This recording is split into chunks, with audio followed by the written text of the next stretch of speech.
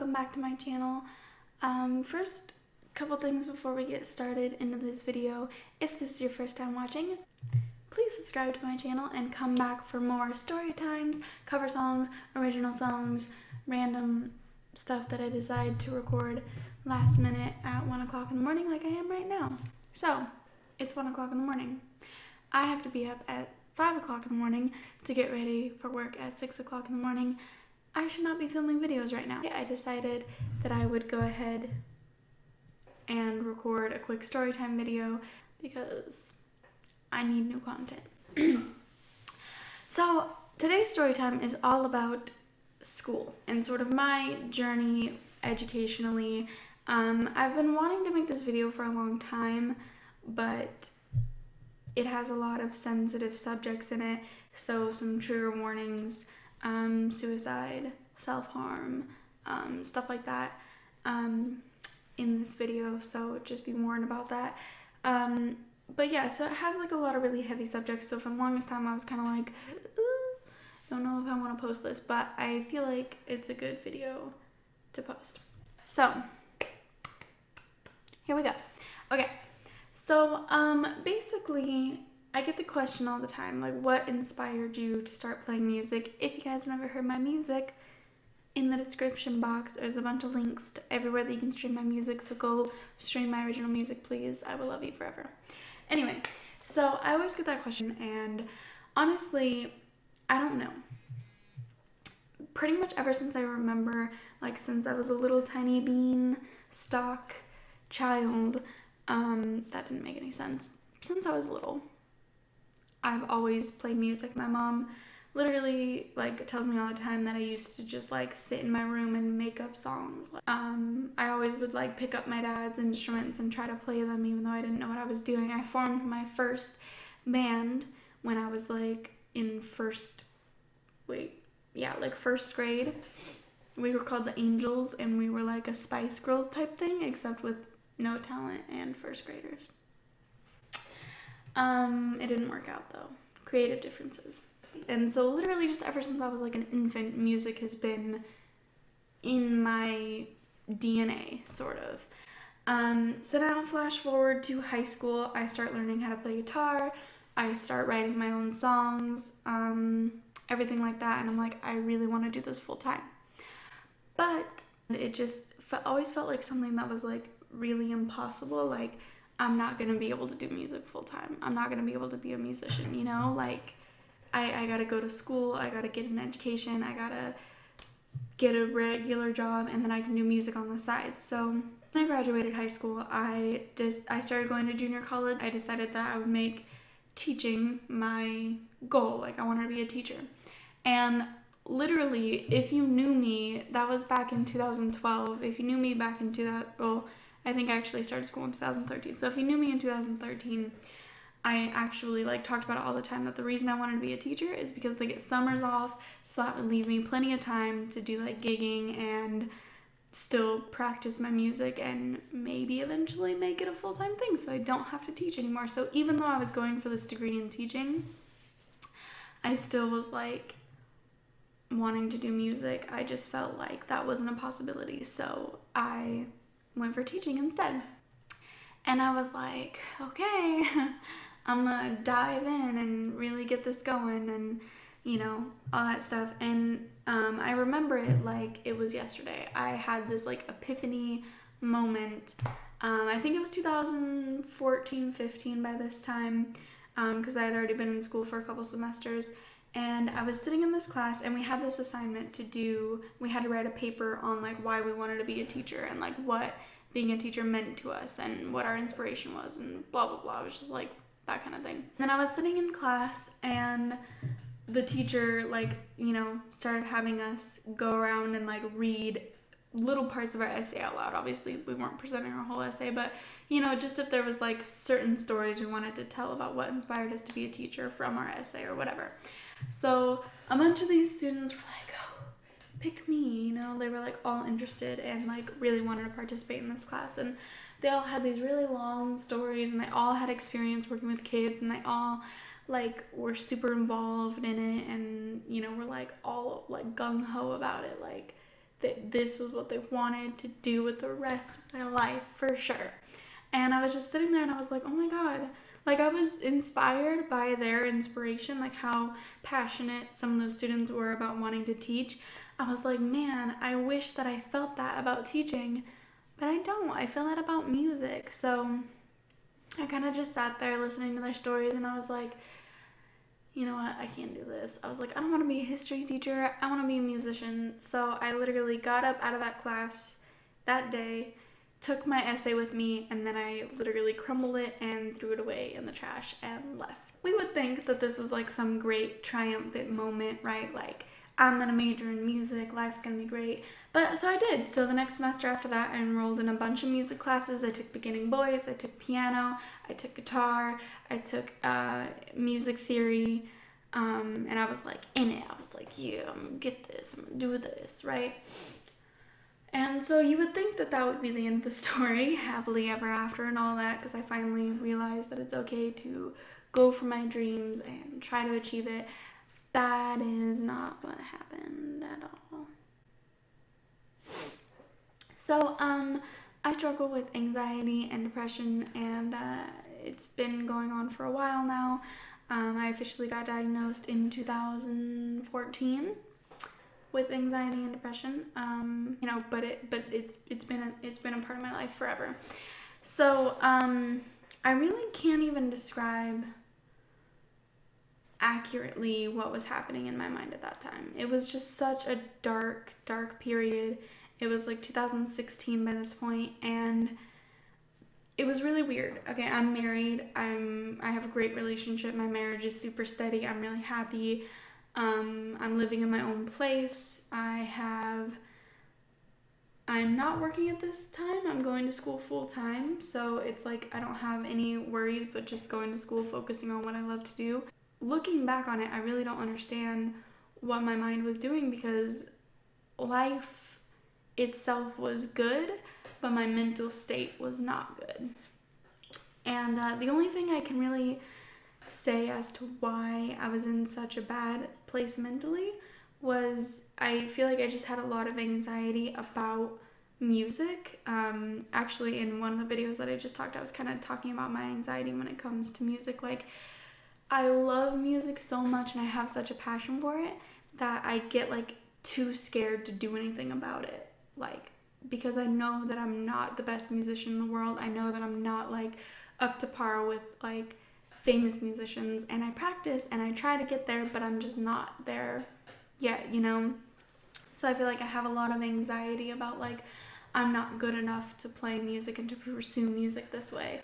So I think it was a little bit of that, because I was finally majoring in music, but I still had like all these insecurities, like I'm not good enough, I'm not gonna be able to do this, like this is a waste of time and money and all this, and just all these like crazy anxieties and all this depression. But it got really bad. I was just in such a weird place mentally that I couldn't get myself to do anything. Like I just couldn't. I couldn't reach out to anyone. I couldn't get out of bed. I couldn't do anything. I was self-harming a lot. It got like really, really bad to where I was doing it like almost every day, and like my friends and husband were like monitoring me to like make sure, like try to make sure that I wasn't doing it super often. Like it got really, really bad for a while, and I just felt like I was sort of spiraling out of control. Like I would have panic attacks, like especially a lot in the middle of the night. I would like have like really bad anxiety and like panic attacks, but everybody was asleep, so I'd be like there by myself just like panicking, and I could not like figure out what was going on.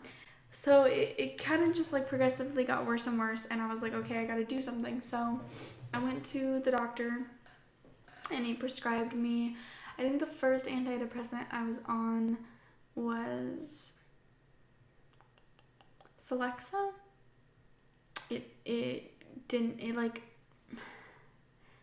It sort of just made me really sleepy all the time. And like I said, I'm like a very busy person. I like to stay active. I like to stay busy. So just like sitting there and shutting down like that and sleeping kind of, I feel like, made my depression worse. And so it was just a lot, like, going on, like, too much. And then,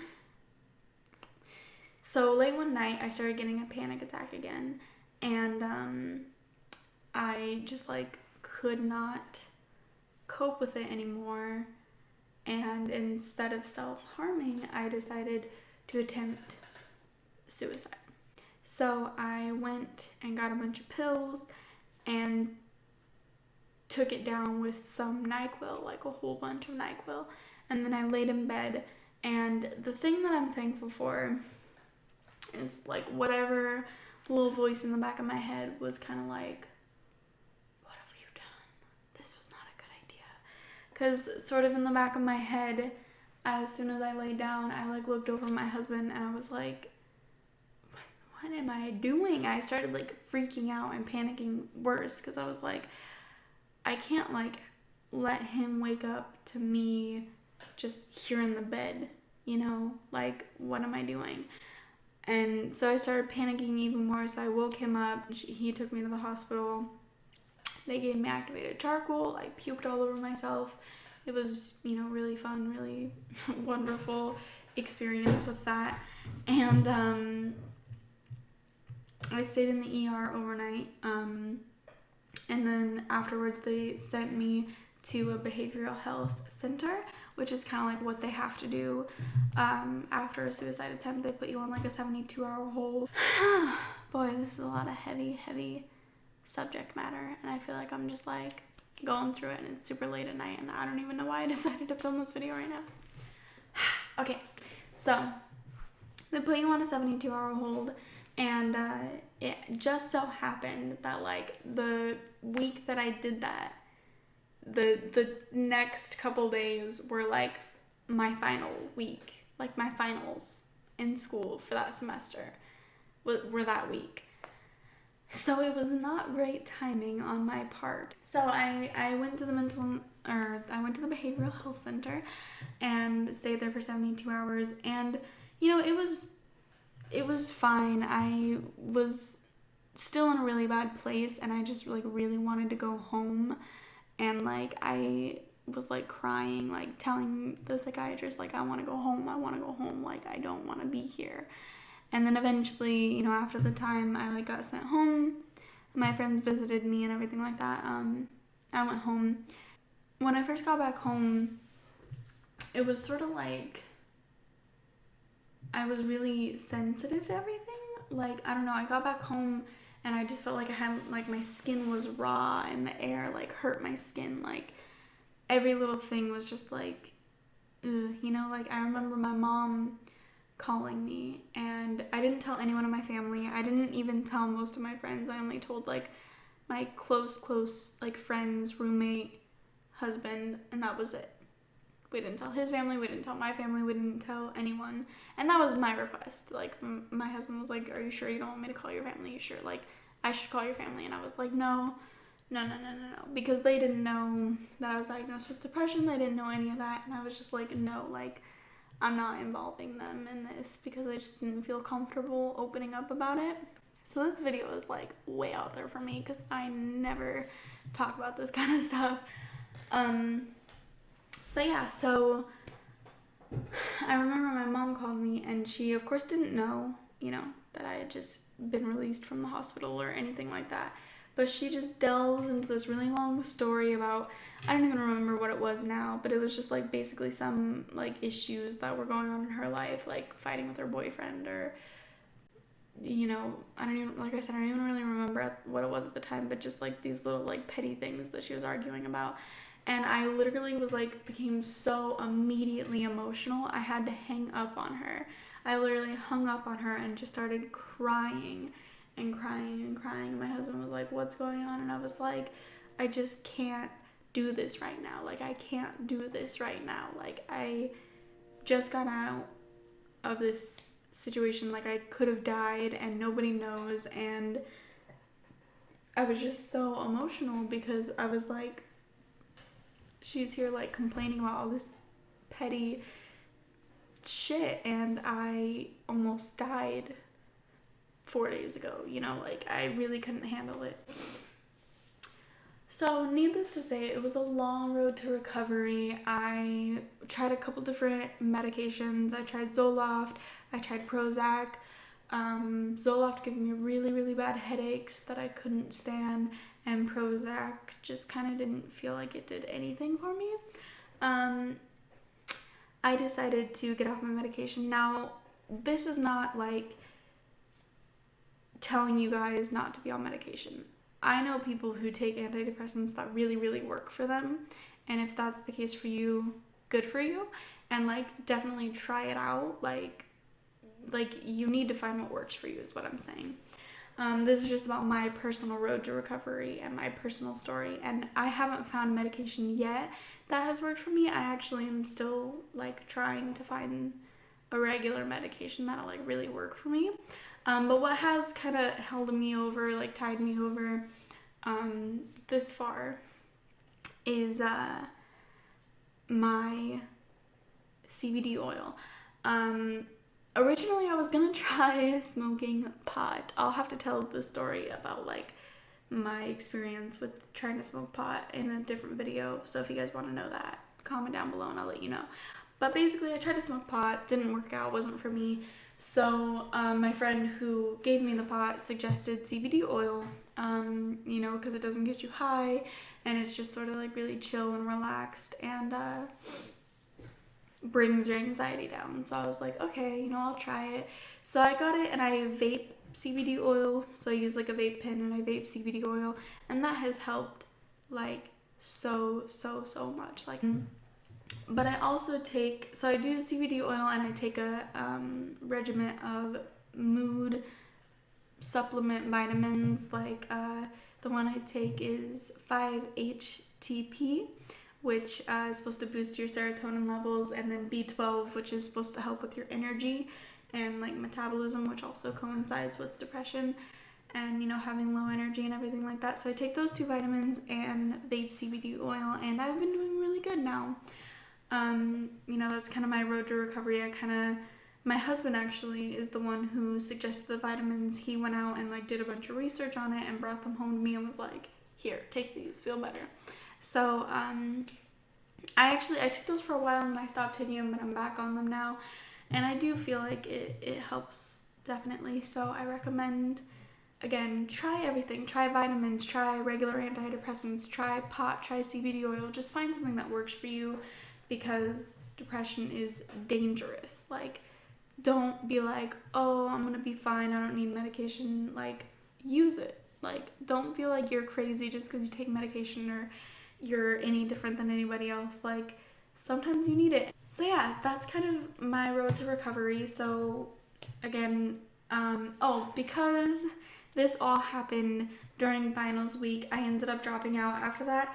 And I'm fully aware, like, I could have gone back to school and told them, like, hey, this is what happened, showed them doctor's notes, and I'm sure they would have, like, forgiven me and allowed me to take my finals still or whatever. But I was still, like, even after I got out of the hospital, I was still in such a fragile state that I couldn't really do that. So I dropped out of school, and I was honestly always kind of sad about the fact that I dropped out of school. Like, I was like, man, I really enjoyed my classes. I really loved majoring in music, and now it's like all gone, you know. I just felt like so sad about it. But the good news is I've started to recover. Like I said, I'm in a better place now. So I recently decided to make the decision to get back into school. In June, I re-enrolled into college. So, you know, I was actually doing pretty good, and I could have easily gone back into my regular schooling. But honestly, I just felt like with my mental health and with, I'm working 2 jobs now, so working 2 jobs, trying to go to school in person, plus managing my mental health and YouTube and streaming and everything else I do, I was like, this is not gonna work. Like, I was getting anxiety just thinking about going back to school in like a regular campus setting because of everything that happened before, and it just made me really nervous. Like, I don't want to put myself back in that situation, because I already am like, I still have depression, so every day it's kind of like a day-by-day thing, you know. Like, some days I'm really great, some days I'm really bad. So I'm like, I don't want to have 2 jobs streaming 3 times a week on Twitch, uploading weekly YouTube videos, gigging, and going to school part-time, full-time, whatever, because that's just going to be too much for me, and my mental health is not at a place where I can handle all of that. So I'm studying online. Music production is the name of my program, my degree, and I started in June, so I've been in school 5 months now. This is my 6th month in school, and yeah, I enrolled in the LA Film School, and if you guys are considering that school, if you guys have ever heard of the Los Angeles Film School, I would definitely recommend it. What's really nice is you're going to school online, but they don't make you feel isolated at all. They have like Facebook groups for the music production program where you can kind of talk with other students and get help with assignments and everything like that. And they have a really, really, really great online advising team. Like, I just got a call from them earlier today, actually, and they were like, have you done your discussion post? Because it's due, you need to do it. And I was like, okay, like, I'll do it. So they have a really great online advising team that calls me at least twice a month to kind of check up and be like, hey, how's everything going? Do you need help with anything? Do you have any questions? And they're super responsive to emails. They're super responsive to everything. Like, they're really, really on top of stuff, and I feel very supported going there. I don't feel like I'm just in school floating around. Like, I feel like if I definitely had any issues or questions, they'd be there for me. It's been a really positive thing so far. I should have my degree by 2020. I can't remember what my actual graduation date is right now, but 2020 I should have an associate's degree in music production, which I'm really excited about. So yeah, thank you guys so much for your support. I really appreciate it, and I hope that you guys enjoyed this video. If you want more videos about mental health and sort of want to know more about my journey with like medications and more specific things, let me know down in the comments below. I'm definitely willing to do more story times like this.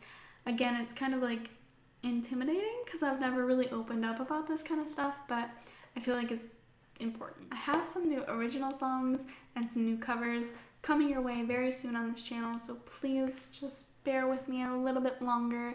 Weekly videos starting now. Thank you guys so much. I love you, and have a great life. Peace. And self-care. Self-care is important. Self-care.